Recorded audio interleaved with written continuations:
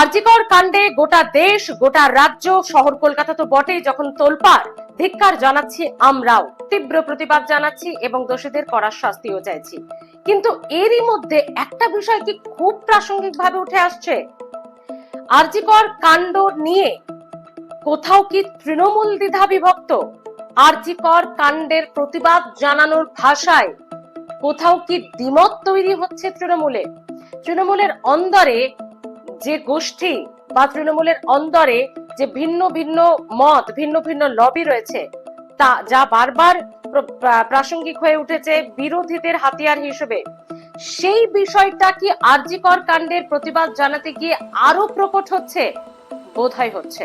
আপনারা কিভাবে দেখছেন, বেশ কয়েকটা পয়েন্ট আপনাদের সামনে আমরা তুলে ধরবো এবং তারপর আপনাদের একেবারেই ব্যক্তিগত মতামত, সুচিন্তিত মতামত কিন্তু জানাতে ভুলবেন না দর্শক বন্ধুরা। কি সেই পয়েন্টগুলো? কেন বলছি যে আরজিকর কাণ্ড নিয়ে তৃণমূল দ্বিধা বিভক্ত বা তৃণমূলের ভেতরে দ্বন্দ্ব বাইরে প্রকাশ পাচ্ছে এবং সেটা মুখ্যমন্ত্রীর ধরন থেকে অভিষেক বন্দ্যোপাধ্যায়ের ধরন পর্যন্ত? শুনুন তাহলে পুরো ভিডিওটা, প্লিজ সঙ্গে থাকবেন। 14ই অগস্ট সেদিন আমরা কি দেখলাম? সুখেন্দু শেখর রায়, এই যে দ্বিধা বিভক্ত হওয়ার কথাটা বলছি না বন্ধুরা, তার প্রথম নামটাই হচ্ছে সুখেন্দু শেখর রায়। কেন বলছি? 14ই আগস্ট রাত 12টায় যখন গোটা কলকাতার নারীরা রাত জাগলো, গোটা কলকাতা নারী পুরুষ নির্বিশেষে পথে নেমে প্রায় রাত জাগলো, তখন সুখেন্দু শেখর রায়, তৃণমূলের রাজ্যসভার সাংসদ, তৃণমূলের বর্ষিয়ান নেতা, দীর্ঘদিনের সৈনিক, তিনিও প্রতিবাদ করলেন। তার পাড়ায়, তার এলাকায় থেকে তার পাড়ার লোকজন, তার এলাকার লোকজনকে নিয়ে প্রতিবাদে নামলেন সুখেন্দু শেখর রায়, তৃণমূলের রাজ্যসভার সাংসদ। এখানেই থামলেন না, মাঝে দু একদিনের বিরতি, তারপর আবারও তিনি রবিবার তার এক্স স্যান্ডেলে বার্তা দিলেন, সিবিআই কে আরজিকর কাণ্ড নিয়ে দ্রুত বিচার করা, দ্রুত তদন্ত শেষ করা দরকার এবং সেই তদন্ত হওয়া দরকার নিরপেক্ষভাবে। এবং সেই তদন্ত করতে গিয়ে আরজিকর হাসপাতালের প্রাক্তন অধ্যক্ষ সন্দীপ ঘোষ এবং কলকাতা পুলিশ কমিশনার বিনীত গোয়েলকে হেফাজতে নিয়ে, হ্যাঁ বন্ধুরা, ঠিক এই লাইনটাই আপনাদেরকে বলবো, হেফাজতে নিয়ে জিজ্ঞাসাবাদ করুক সিবিআই। অর্থাৎ এই ঘটনায়, এই নারকীয় অত্যাচারের ঘটনায় তদন্ত করতে গেলে কলকাতা পুলিশ কমিশনার এবং আরজিকরের প্রাক্তন অধ্যক্ষকে হেফাজতে নেওয়া মানে কি গ্রেফতারের কথা বললেন সুখেন্দু শেখর রায়? তিনি হেফাজতের কথাটা উল্লেখ করেছেন, হেফাজতে নিয়ে জিজ্ঞাসাবাদ করুক সিবিআই। সুখেন্দু শেখর রায়ের বিরুদ্ধে দল কোনো পদক্ষেপ নেয় কিনা এ বিষয়ে, দলের কোনো বার্তা থাকে কিনা, আমাদের নজর থাকবে। এখানেই শেষ হলো না, শান্তনু সেন, দ্বিধা বিভক্ত হওয়ার আরো একটি অন্যতম গুরুত্বপূর্ণ নাম ডক্টর শান্তনু সেন, অবশ্যই তৃণমূল মুখপাত্র শান্তনু সেন এবং তৃণমূলের দীর্ঘদিনের সৈনিক। তিনি বললেন, প্রতিবাদ করলেন তার মেয়ের কিছু কিছু ঘটনা নিয়ে। তার মেয়েও যেহেতু ডাক্তারির পড়ুয়া আপনারা জানেন, এবং তার স্ত্রী কাকলি সেন, তিনিও একজন ডাক্তার, তিনিও আরজিকরের প্রাক্তনী। তার মেয়ের বক্তব্য, তার স্ত্রীর বক্তব্য, সকলের বক্তব্য মিলিয়ে তিনি বলার চেষ্টা করলেন, আমার মেয়ের সাথেও এমন কিছু কিছু ঘটনা, এরকম নারকীয় অত্যাচার নয়, সেটা পঠন পাঠনের ক্ষেত্রে, সেটা ডিগ্রি হাসিলের ক্ষেত্রে, বা সেটা সেখানকার পরিবেশগতভাবে, প্রক্রিয়াগতভাবে এমন কিছু ঘটনা ঘটেছে যা সত্যি মেনে নেওয়ার নয়, এবং সেখানে যে অরাজকতা আছে সেটা আমি অনেক আগে বুঝেছিলাম। এরকমই বলার চেষ্টা করেছিলেন, হয়তো ভাষাগুলো আলাদা, কিন্তু এরকমই খানিকটা বলার চেষ্টা করেছিলেন শান্তনু সেন, ডক্টর শান্তনু সেন। তিনিও একজন চিকিৎসক এবং এই ঘটনা তাকেও নাড়া দিয়েছে, তাকেও ব্যথিত করেছে। তিনিও প্রথম দিন থেকে সোচ্চার হয়েছেন এবং হঠাৎ করে এই আরজিকর কাণ্ডের আবহে যখন তিনি এক্স স্যান্ডেলে বার্তা দিচ্ছেন, সাংবাদিকদের মুখোমুখি হচ্ছেন, প্রতিবাদে পথে নামছেন, মুখপাত্র পদ থেকে তাকে সরিয়ে দেওয়া হলো। সরিয়ে তো দেওয়া হলো, তাকে অফিসিয়ালি জানানোই হলো না। সাংবাদিকদের মুখোমুখি হয়ে শান্তনু সেন কি বললেন?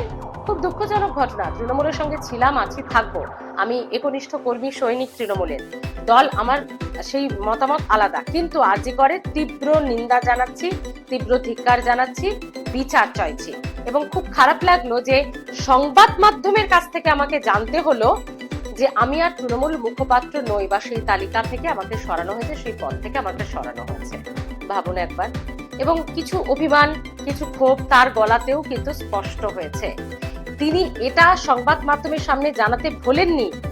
আরজিকরে দীর্ঘদিন ধরে এমন কিছু ঘটনা ঘটে যার সত্যিটা তৃণমূল সুপ্রিমো বা মুখ্যমন্ত্রী মমতা বন্দ্যোপাধ্যায়কে সঠিক তথ্য দেওয়াই হয় না।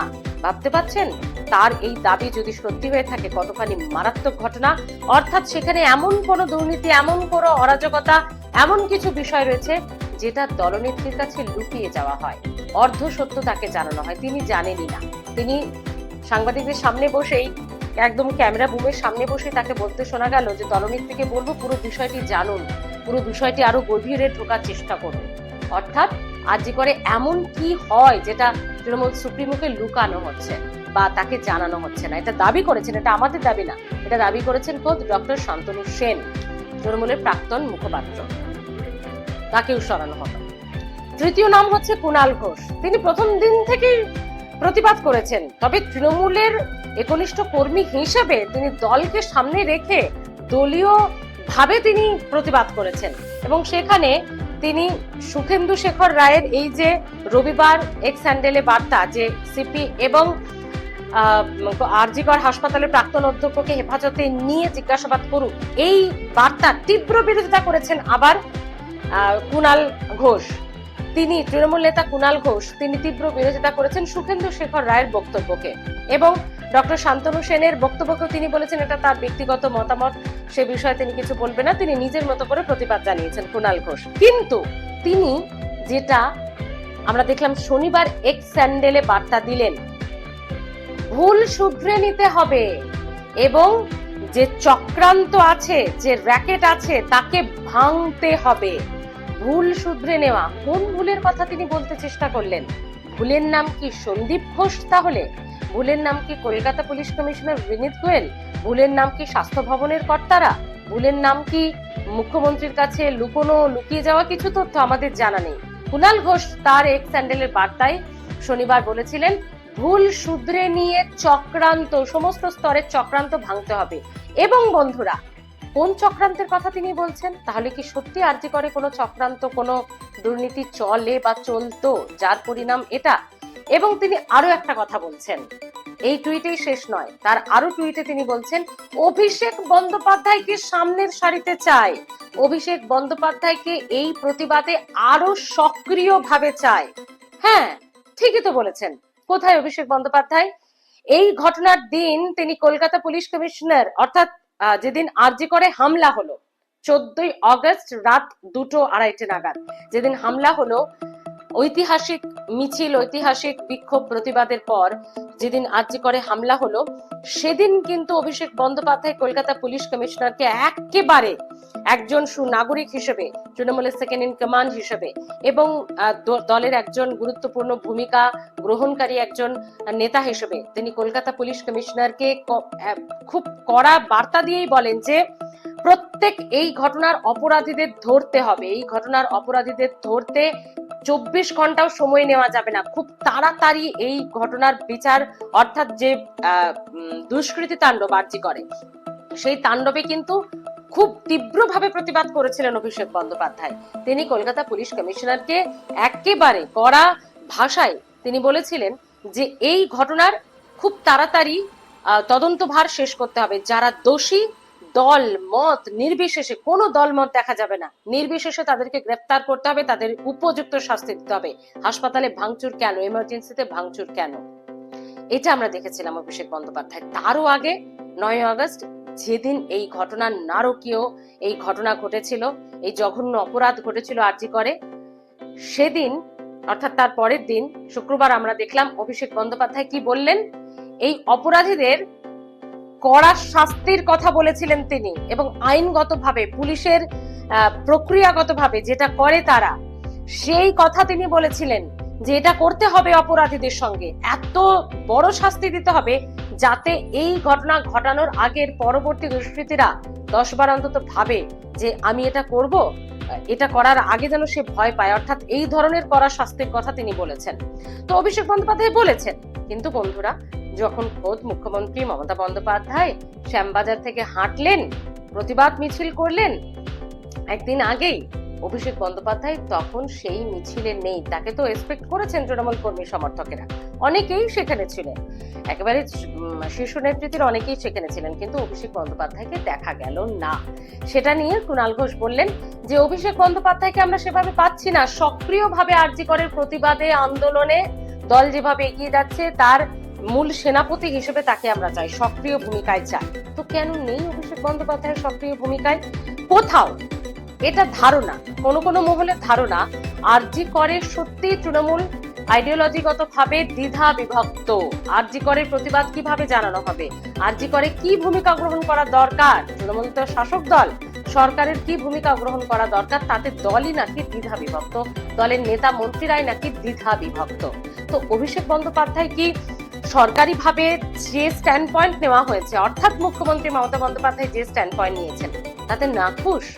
তাতে কি নিজের আইডিওলজি তিনি মেলাতে পাচ্ছেন না?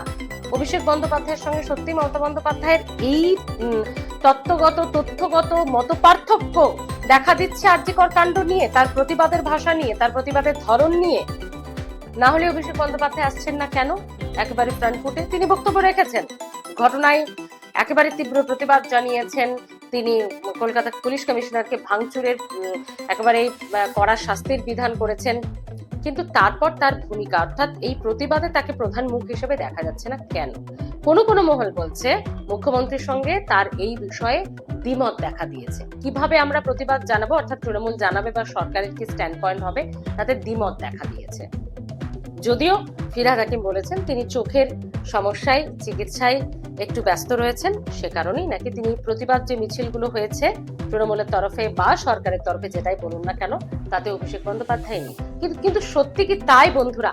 আপনারা কিভাবে দেখছেন? কুণাল ঘোষের টুইট, তার রিটুইট, সুখেন্দু শেখর রায়ের টুইট, তার বক্তব্য, আমরা শান্তনু সেনের এত বক্তব্য, তার স্ত্রীও বক্তব্য রেখেছেন, তার মেয়ের কথা উল্লেখ করা হয়েছে, এবং অপরদিকে দেখা যাচ্ছে যে তার শান্তনু সেনের মুখপাত্রের পদ খোয়ানো, সঙ্গে অভিষেক বন্দ্যোপাধ্যায়ের বেশ কয়েকবার তার বক্তব্য আমরা দেখেছিলাম যে তিনি একবারে কড়া বিধানের কথা বলেছেন, কিন্তু সেভাবে কি দেখা যাচ্ছে অভিষেক বন্দ্যোপাধ্যায়কে? তাই কোথাও গিয়ে কি একটা আরজিকর দ্বিধা বিভক্ত করে দিয়েছে তৃণমূলের অন্দরকে।